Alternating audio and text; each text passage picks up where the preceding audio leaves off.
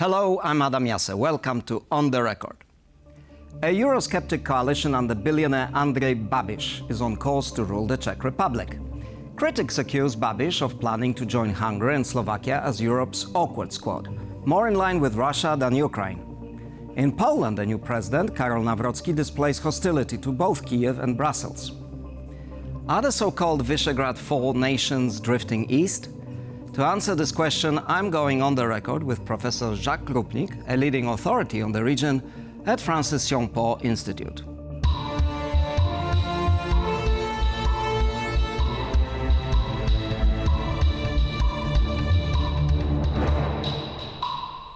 Professor Rupnik, thank you very much for joining us. It's great to have you again on the program.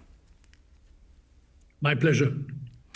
So, Professor, if I understand right, for the first time in the post-communist history of the Czech Republic, we have an ultra-nationalist party becoming part of the government there. So what does it really mean for the Czech Republic and for the region? Well, we will have to see, but at the moment, a coalition government is being stitched, and the key figure is Mr. Andrej Babiš and his party, ANO, which won 35%. So in order to get a majority in the House, he decided to make a coalition with two right-wing nationalist parties. One of them is called the Party of the Motorists. And that may sound a bit unusual, but they have an agenda not just on the environmental issue, but also on Europe. They are, very strongly sovereignist party. And then there is the other coalition partner, which is called the Party for Direct Democracy, which is even more committed to the defense of Czech identity and sovereignty being threatened. And it's led by Mr. Tomio Okamura.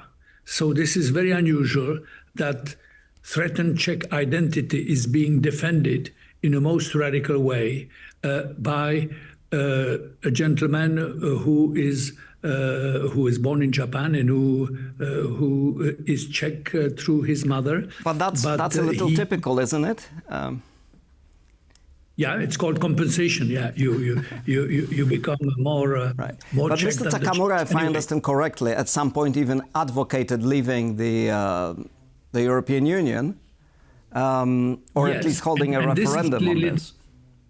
Yeah, absolutely. And this immediately, I think, has been the object of the negotiation when Mr. Babiš indicated that, obviously, if the party wants to be part of the government coalition, it will have to drop this idea of leaving EU or leaving NATO, because they were asking initially a referenda on both. They seem to have abandoned, at least provisionally, those requests. That is a price they have to pay if they want to join the government. Right. What you're indicating is that Mr. Babiš, at the end of the day, is a pragmatist. But the Hungarian Prime Minister, Viktor Orbán, has said he hopes that Mr. Babiš will join him and the Slovak Prime Minister, Robert Fico, to form some kind of a blocking minority within the European Union. And some have called that a coalition of the unwilling. How do you assess the risk of that happening? Well, the risk is there, and it is strengthened by the two coalition partners that I have mentioned.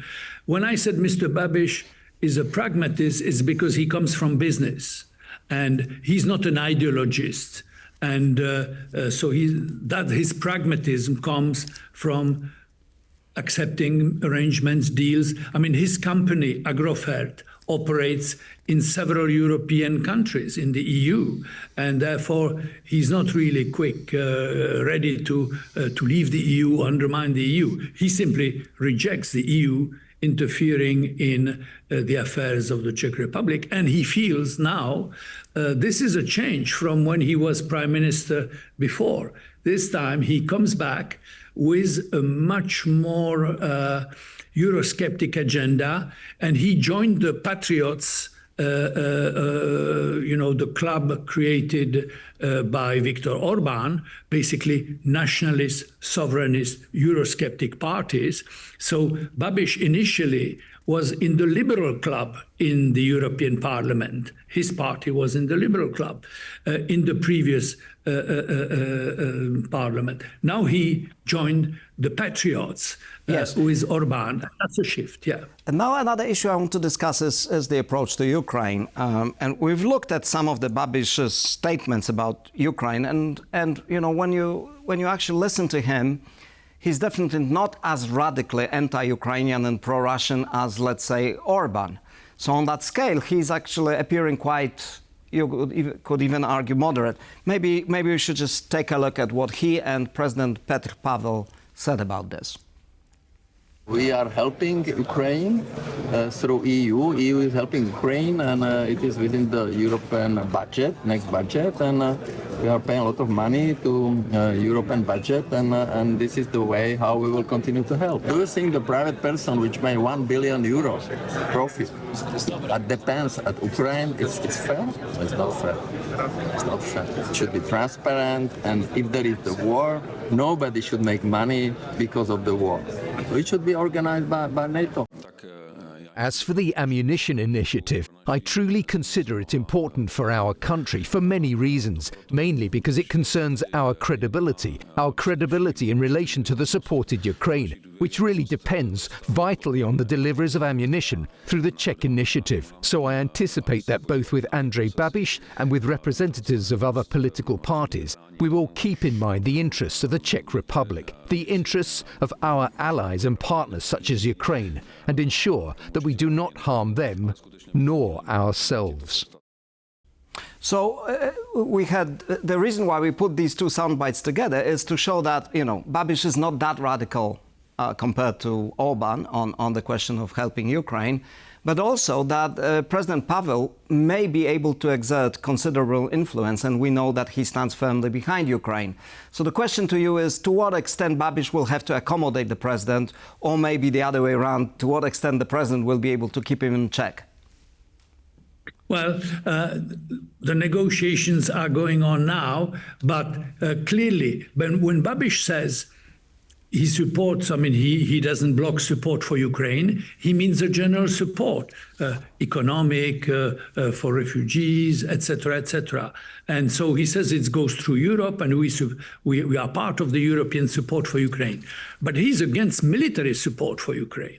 That he had said during the campaign, that this is of course a major difference with the president. The president himself, it has to be said, is a general and used to be in the top leadership of NATO. So you have clearly two approaches, and they will have to make a compromise. The ammunition initiative that the previous government, the outgoing government, has established, which incidentally is quite a successful effort. That is, it's not Czech ammunition. It's the Czech government launched on a European level an initiative which tries to gather ammunition where it is available and make it available to the Ukrainians. And that has been quite a successful effort. And I think that's more or less over. I don't see Babiš continuing this initiative. So he will not be obstructing others in the European Union from providing military aid to Ukraine. But I think my impression at the moment is that he will not be part of providing military aid to Ukraine. And in this sense, he leans closer to where the Slovak Prime Minister is or Viktor Orbán. There is this, they have convergent views on a number of questions on sovereignty, on the European Union, but also on limiting the aid to Ukraine, which is, Babiš is much more moderate in this, but simply he will not, at least at the moment, give military support, providing arms, etc., to Ukraine. But the president, of course, has a say. He doesn't have many powers, but he has the powers of countersigning the appointments. So it is very important to see who will be Minister of Defense, who will be foreign minister, because there the president has a kind of veto power. He can prevent Mr. Babiš from appointing people that the president would disagree with. Yes, for example, when it comes to the foreign minister, the one of the smaller parties put forward a candidate who seems to be quite controversial, making statements about, women, minorities, really outrageous stuff on the internet. He has since removed most of it because he's now suddenly becoming eligible for a senior position. But we know that President Pavel opposes his appointment. And Mr. Babiš is also uneasy about this. So how do you see this resolved? Well, I think that you have two minor parties which perhaps overplay their hand. I mean, the motorist, Mr. Turek's party got 6.5%. The SPD, the Okamura party, they got 8%. These are small parties, and they suddenly claim that they should have each of them 3 ministers in the government. That's a bit overplaying their hands, and I think that maybe at the end of the day they will have to settle for less. Certainly Mr. Turek is not a suitable candidate for the post of foreign minister. You cannot have somebody who has stated some of the things which have now been revealed and published in the press. You cannot have him really representing the country. So if I understand you correctly, some way to go still before this government is formed. But I would like to move on to the second topic, which is the sort of providing wider context, regional context to all of this. Can this region of former Russian satellites in Central Europe, often called the Visegrad Group, or Visegrad 4, function as a bloc within the bloc, or is this gone and basically no longer holds true? Let's look at what Visegrad 4 was originally.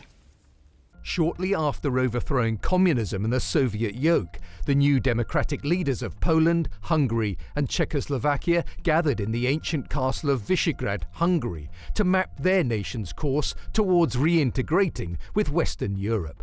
The castle, where medieval kings once forged alliances, thus became the birthplace of the Visegrad Group, a loose alliance of Central European nations. Iconic anti-communist opposition leaders Lech Wałęsa of Poland, Józef Antall of Hungary and Václav Havel of Czechoslovakia issued a joint declaration.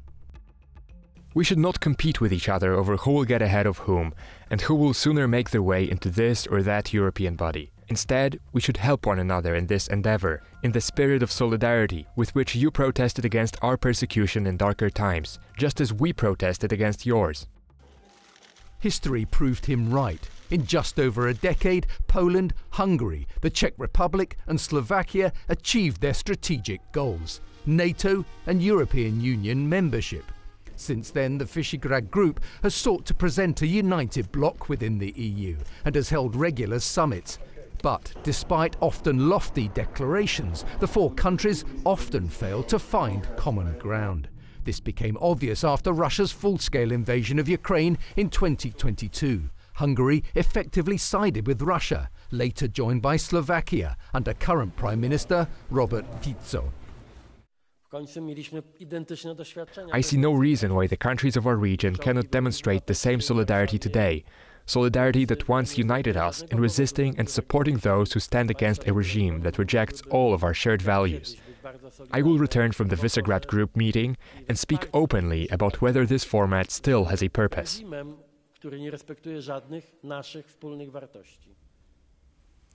Professor, has this format got a future, or is it gone? It was a great idea, and it still is a good idea, that the idea of Central Europe should cooperate rather than be engaged in some old feuds and rivalries. So that was a very good idea, and a lot of it has been achieved. So, but on the political front, you have showed how it was founded by three former dissidents: Václav Havel, Lech Wałęsa, and Arpad Göns. So they converged. They had similar values and similar approach to Europe.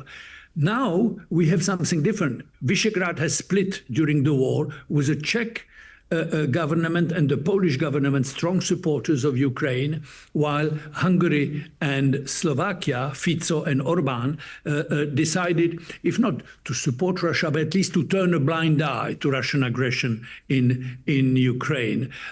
Now, so there is a split, and of course, basically, politically, Visegrad is dead. But we have a new development with Mr. Babiš coming to power in the Czech Republic, and some, especially Viktor Orbán, suggested that this may create a new opportunity for Visegrad or for Central Europe to get their act together on this nationalist, sovereignist, I would call it the alliance of the Trumpist. And indeed, they look to the Polish president as a potential sympathizer in this adventure. Not on the Ukrainian issue, of course, but on this general tone of defending sovereignty, the nation, the culture wars, etc. So, this great nationalist, conservative, Trumpist alliance is perhaps taking shape, and that's a new face of Central Europe. It's a complete contrast with what the founding fathers had in mind. It's very interesting. Correct me if I'm wrong, but I think we share an admiration for the late Czech writer Milan Kundera, who famously coined this essay, or wrote this essay, The Tragedy of Central Europe, and he called it the kidnapped West. And of course, the kidnapper was Russia. Now it seems some leaders in the region are suffering from Stockholm syndrome. How do you explain this? Partly it's a reaction towards a period where they felt the politics were run on a mainstream that Central Europeans had to adapt to West European, to the European Union. So there is this resentment against something which incidentally has been a tremendous success story. It varies from country to country, but basically if you do the balance sheet of the last quarter of a century, it's a fantastic achievement for the countries of Central Europe in terms of their development, in terms of their democratic achievement. So now we are in a mode of rollback, setback from that. And it is true that you hear government officials in Hungary to say that the European Union is compared to the Soviet Union. Which factually isn't true. Factually there's just no way to compare it. Which is of course absurd because all these countries joined voluntarily and tremendously benefit from it. But I would not say that necessarily behind their very low-key approach to supporting Ukraine, and low-key is a sort of understatement. When Fico goes to Moscow, that's beyond. That is actually moving, giving support to the other side. But I would say in Hungary, it is something perhaps different. They consider, this has been said a number of times by Orbán, basically Ukraine cannot win this war. So how to find an arrangement which would prevent the continuation of this war and find something. Okay, so this is something unacceptable to the Ukrainians to hear something like that. But this may be something that somebody like Mr. Babiš may accept. Yes, Ukrainians need support, but at the end of the day, they cannot prevail, and therefore, the sooner some settlement is found, the better for them, and basically, essentially, the better for us. Right. So, that is the new Central Europe is not a great ally. Maybe there's also a question of disparity between Poland and the rest of the Central Europeans, because Poland is by far biggest. Its combined economic output, their combined economic output is probably less than Poland's, half of Poland's. So they are much smaller. And Poland, we see this, even Mr. Nawrocki, whom we mentioned earlier, are talking about aligning more with the Nordic countries and the Baltic countries, rather than with Hungary and, let's say, Czech Republic and Slovakia. So are we seeing a realignment here where this Visegrad 4 is basically gone for good, and Poland will concentrate on the Baltic Sea security with like-minded countries such as Finland and Sweden? Now they're in NATO. And then the Central Europe being limited to, let's say, 3 small countries that, don't really know what they want to do. Yeah. Well, first of all, gone for good, we don't know, and perhaps let's keep it on the back burner. It's okay. It's useless. We don't decide, right? It can be revived hopefully one day, because regional cooperation is a great idea and necessary. So that at least can be preserved. But you are right to say that for a country like Poland, the option that opened with Finland and Sweden joining NATO, and in the whole eastern flank, the Baltic countries, the Nordic, very strong in their support for Ukraine against Russian aggression. That is clearly a very different position from the 3 countries that we are talking about, the former Visegrad partners. And then you have the other option for Poland, which I think is recently has been prominent, and that's a Weimar Triangle. Poland is not stuck with Visegrad. Poland is a very prominent element in this coalition of the willing this time. Coalition of the willing, of which inside the European Union, Weimar Triangle, France, Germany, Poland, can be provide a kind of political axis for a new European security and defense strategy.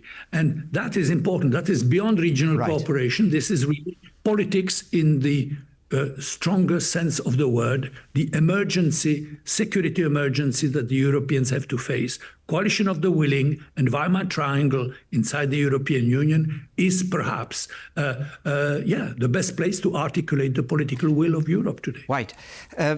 Thank you for this, Professor.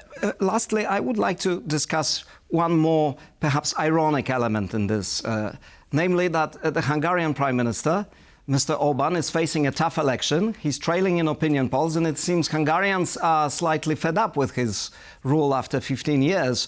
So he may actually not be part of the V4 in a year's time at all. So how do you assess the situation in Hungary? Is Hungary heading for a change of government? Well, clearly, Orbán has been in power for a long time. After 15, 16 years in power, there is wear and tear. And so even people who are not necessarily against him are really tired of the rule of one party, of one group and one leader. So that is, and of course he used arguments such as we are the ones who can prevent Hungary being drawn into this conflict, etc. But he now has to face a strong opponent, Mr. Magyar, who incidentally comes from the same party. And perhaps that may be the most effective opposition. There were various attempts at challenging Orbán. But Professor, if I may, because we were nearing the end of the episode, so I just wanted to ask you, some analysts are suggesting that Orbán has captured the state and business to such a degree that even if the opposition wins, it may be very hard for them to actually govern and change Hungary's policy. Yeah. Well, there are 2 things. First of all, will he accept defeat? That is not an obvious thing. He's been in power a long time, and he's a Trumpist. And you know what the Trumpists did on the 6th of January 2000. They tried to storm the capital. I'm not saying that they're preparing something like that, but the first question is accepting defeat. Will he accept defeat if that happens? And then there is, of course, the question, can his hold on power, and you mentioned, the economic networks, the way he controls the media and other things, can that be dismantled? And that clearly would be the task of an alternative government if Mr. Magyar comes to power. That is his first task. Extremely difficult. I don't have to explain in Poland how difficult it is to move from one government to another after a short period. In Hungary, this is different, much more entrenched.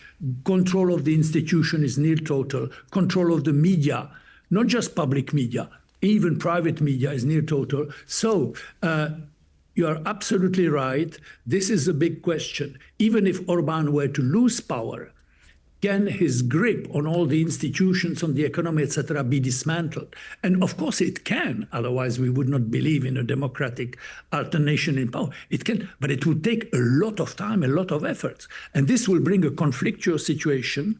And it's Professor, it's we have to finish now. Thank you very much for joining our program. My pleasure. Thank you very much for your invitation. And that's all we've got in this episode of On the Record. Stay with us for more news and analysis.